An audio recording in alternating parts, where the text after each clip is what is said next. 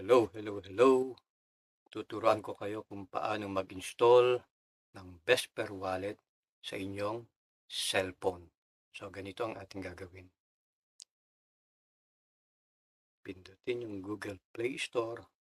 Tapos, i-search natin yung Vesper. B-E-S-P-R Wallet. Ayan. Tapos ngayon, pipindutin na natin yung install. Ayan, i-download niya ngayon to, tapos saka siya mag-install. So, ayan, nag-install na. So, pipindutin natin tong open.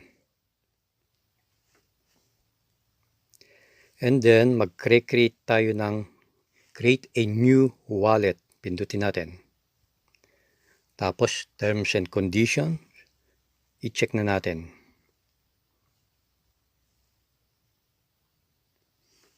Hintayin lang natin. So, ayan. Naka-create na siya ng new wallet. So, tignan na natin yung wallet. View your wallet. Ito na ngayon yung view your wallet. Ngayon, nakita nyo dito yung exact silence, sabing ganyan, no? Sa bandang itaas, sa uppermost. So, pwede nating palitan yan at palitan natin, ilagay natin ang ating pangalan.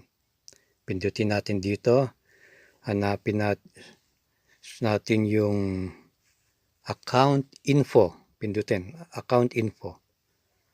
Tapos ito ngayon, palitan natin yan. Ito ngayon yung ating ipapalit pangalan natin.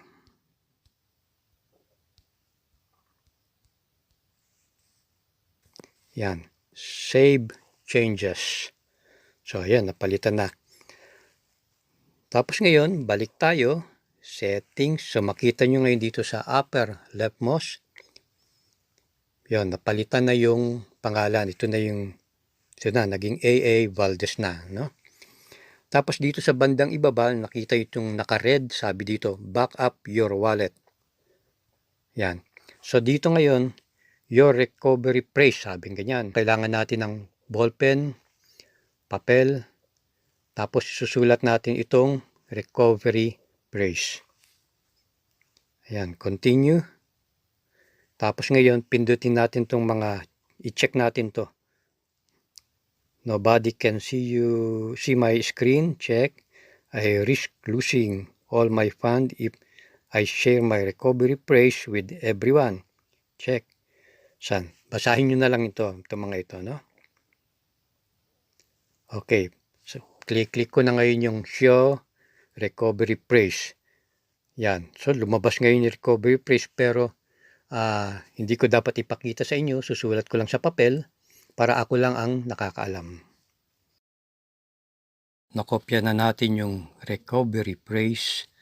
So, bumalik tayo ngayon dito.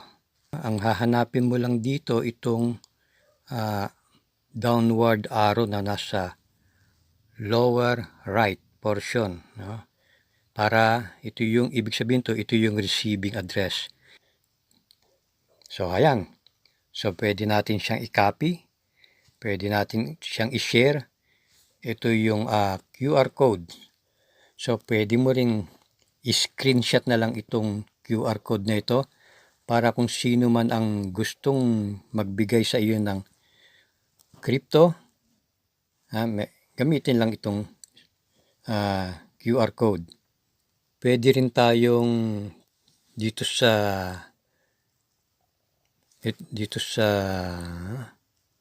account info. Pwede rin natin tignan sa account info. Ito yung ating receive address. Ito. Yan. Yan yung receive address na ADDR1. Diyan nag-uumpisa yung address ng mga Cardano token. Dahil baguhan pa lang kayo, dun muna kayo sa puro receive lang ng receive. No? Huwag kayo muna mag-send, receive lang ng receive. Okay?